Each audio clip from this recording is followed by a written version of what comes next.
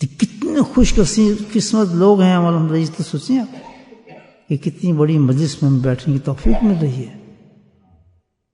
اس کی جو نخرے ہیں آج ہمارے، ہم نہیں جاتے جی کیا ضرورت ہے اس کی، ایسے ہی ہے۔ کل جب روز قیامت پتہ چلے گا اس مجلس کو ضائع کرنے والے لوگوں کے ساتھ کیا سزائیں ملتی ہیں، ان کے کیا حشر کی جاتے ہیں۔ قرآن نہیں پڑھا آپ نے، من اراد ذکری، جو میرے ذکر سے اعتراض کرتے ہیں، اللہ کیا فرماتا ہے، فَإِنَّ لَهُ ضَيْقًا مَشِيَّةً ضَيْقًا، پہلی سزا کہ اس کو بھوکا ننگا کر دوں گا میں۔ میرے ذکر سے اعراض کرتے ہیں لوگ، نخرے کرتے ہیں، پوائنٹ مارتے ہیں، تانے مارتے ہیں۔ اللہ قرآن ہے یہ، ضَيْقًا مَشِيَّةً ضَيْقًا، ان کو ننگا کر دوں گا، ان کو بھوک سے تنگ کر دوں گا۔ وہ کیا کہ فقیر ہوں گے وہ لوگ، اندر خریس ہوں گے وہ لوگ، معاشی طور پر بالکل ختم ہو چکے ہوں گے لوگ۔ نہیں جی ہماری تو بڑی دکانیں ہیں، معاشی کاروبار چل رہے ہیں، 99 کے چکر سے نکلنے نہیں دوں گا، ایک پیسے کے لیے ذلیل ہوتے پھریں کہ میرے 100 پورے نہیں ہوئے ابھی۔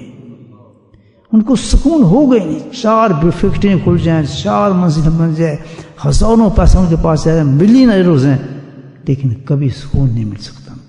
تو سب سے بڑا بھوکا آدمی وہ ہے، سب سے زیادہ غریب تو وہ ہے کہ سب کچھ ہونے کے بعد بھی وہ روٹی نہ کھا سکے، گھر میں سو نہ سکے، حالات صحیح نہ ہو، پریشانی دماغ پہ لگی ہو، دکانوں کی طرف بھاگتا ہو، حالانکہ وہ پیسے کا پیسہ جمع ہے اس کے پاس، پشتیں کھا سکتے ہیں، لیکن اس کو قرار نہیں آ رہا کیونکہ 99 کا پینی پوری نہیں ہو رہی ہے۔ اسی کو اللہ پاک نے کیا بولا کہ کبھی بھی وہ سکون پا ہی نہیں سکتا زندگی کے اندر۔ معاشت ضیقہ، ڈائریکٹ کہہ دیا کہ اس کے اندر حالات ہی خراب ہوں گے، بھوکا ننگا رہے گا دنیا کے اندر، تڑپتا رہے گا۔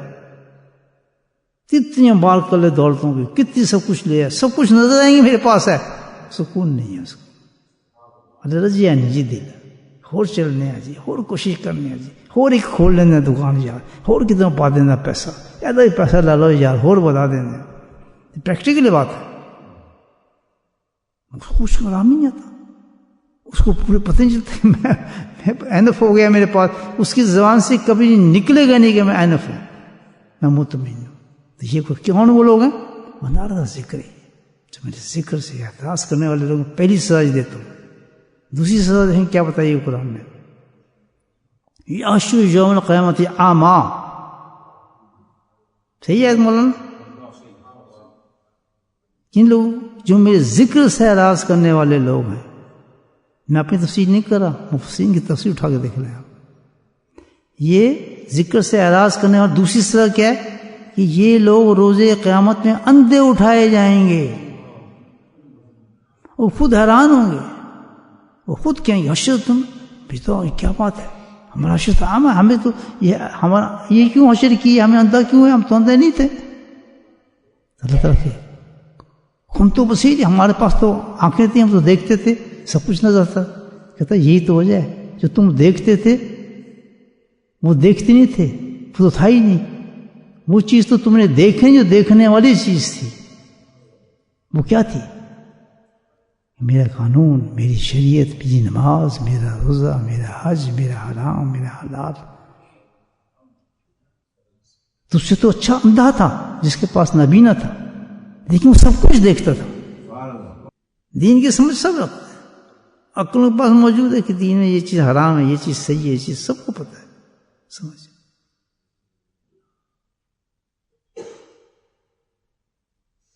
پھر سمجھ ہے، چلتے نہیں، سبحان اللہ، سمجھ ہے، چل گئے چلتے نہیں تو بہت مشکل ہے جی،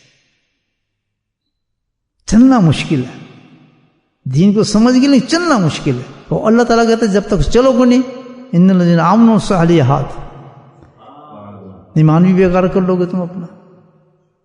کیوں بیکار؟ کہ دین کے باوجود جہنم میں جا رہے ہو۔ جنت اور دوزخ کے فیصلے تو کس پر ہوں گے؟ عمل پر، وہ آپ کر ہی نہیں رہے، عمل ہے ہی نہیں۔ حرام کو نہ حرام سمجھ لینا، حلال کو حلال سمجھنا، کسی چیز کو کچھ ہے ہی نہیں عمل مقصد، جہنم عمل نہیں ہے۔ ایک کر لیا دوسرا چھوڑ دیا، دوسرا کر لیا تیسرا چھوڑ دیا، حرام ایک کر لیا حلال دوسرا چھوڑ دیا، بس ٹن پن بیچ کچھ پتہ ہی نہیں دین کا مقصد ہمارا کیا ہے، کیوں نہیں چلتے بھی دین پہ؟ اصل مقصود تو یہ دین پہ کیوں نہیں چلتے؟ مشکل ہے جی،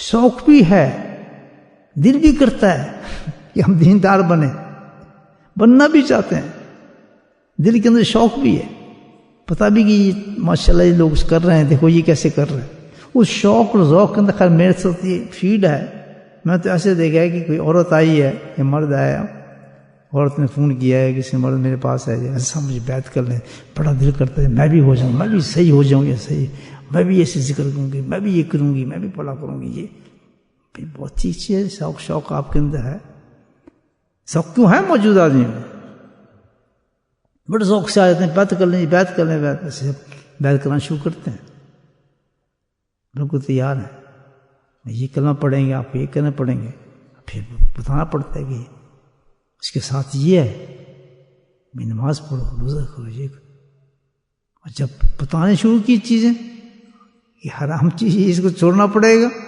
داڑھی رکھنی پڑے گی، برقع پہننا پڑے گا، بس وہیں آواز ٹھنڈی ہونا شروع ہو جاتی ہے، بس وہ شوق سارا ختم اسی وقت، اور پیچھے چلنا شروع ہو جاتا ہے، میں سمجھ جاتا ہوں، میں ہاتھ ڈھیلا کر دیتا ہوں، میں سوچ رہا ہاں ہم سوچتے ہیں میں اس سے مشورہ کروں، پیچھے غائب، ذوق بھی تھا شوق بھی تھا، اللہ نے پہنچا بھی دیا، کس چیز نے ان کو نہیں کرنے دیا کہ عمل ان کو کیا نظر آ رہا تھا؟ مشکل، عمل جب مشکل نظر آیا یہ تو میں نہیں کر سکتا بھائی، انہیں تو وہی چھوڑ گئی،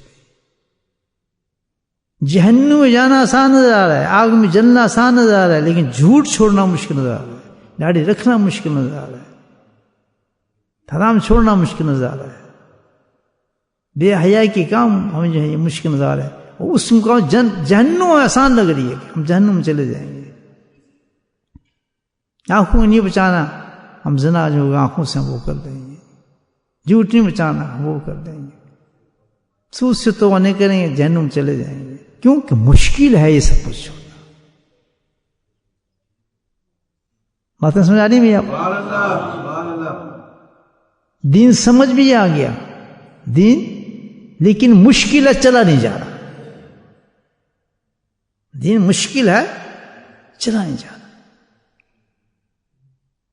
میرے پیارے امام الانبیاء صلی اللہ علیہ وسلم نے کیا کیا؟ ایسی مجلسوں کو قائم کر دیا، اور اس کے مقصد سمجھ آ رہا ہے کہ یہاں پر لوگ آئیں گے اس مجلس میں بیٹھیں گے تو وہ اس مقصد کو پائیں گے کہ دین کو سمجھنے کے بعد جو چیز ان کے لیے پریکٹس کرنا مشکل ہو رہی ہے وہ آسان ہو جائے گی،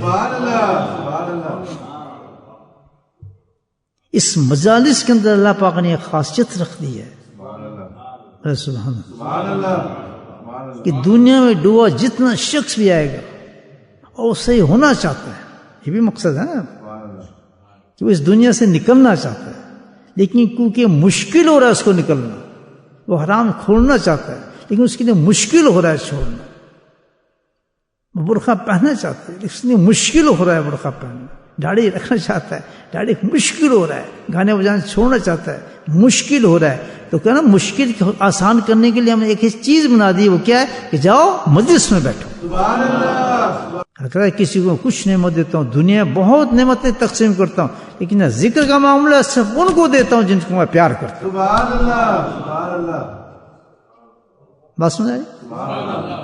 آسان چیز ہے، کیوں یہ ان کو کیوں دیتے ہیں کہ اس لیے میں اپنا پیارے بنانا چاہتا ہوں ان کو، عام لوگ ہیں نماز پڑھنے حج کرنے والے، لیکن کچھ لوگ ہیں جن کو اپنے قریب کر کے ان کو اپنا پیارا بنانا چاہتا ہوں، تحبهم یحبونی، مجھ سے محبت کریں میں ان سے محبت کروں، یہ ذکر ان کے لیے رکھا ہے، ہر آدمی عورت عام عورت اور مرد کے لیے نہیں ہے، یہ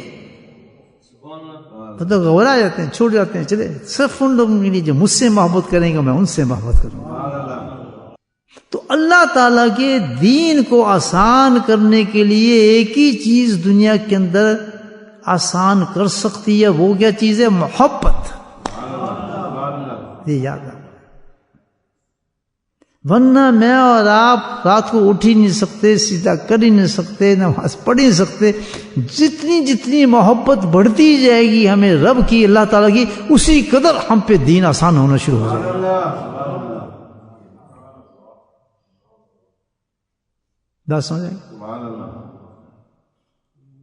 اصل چیز جو اللہ نے رکھی ہے کس میں رکھی ہے؟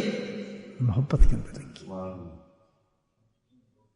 تو اللہ تعالیٰ نے دین پر چلنے کا جو طریقہ بتایا ہے وہ کیا ہے کہ تیرے اندر تو تین پہ نہیں تو چل رہا، اس کی وجہ یہ ہے کہ تیرے اندر جو کمی ہے وہ محبت کی ہے۔ اچھا ہم اس کو تسلیم ہی نہیں کرتے، نہیں جی ہم تو ہمارا تو بڑی محبت ہم تو کرتے ہیں۔ تو اس چیز کو جانچنے کے لیے یہ ہے کہ وہ دین پہ دیکھنے کتنا چل رہا ہے، نبی سنت پہ کتنا عمل کر رہا ہے، کتنا چوچو کرتا ہے دین کے معاملے میں، کتنے مین میں نکالتا ہے، کتنا کرٹیسائز کرتا ہے اللہ کی شریعت پہ، یہ کیوں کر دیا جی، فلاں کیوں کر دیا جی، ایسے کیوں ہو گیا، کیونکہ خالی ہے محبت سے۔ جہاں محبت رہے گی وہ کرٹیسائز نہیں کرے گا، آمنا وصدقنا۔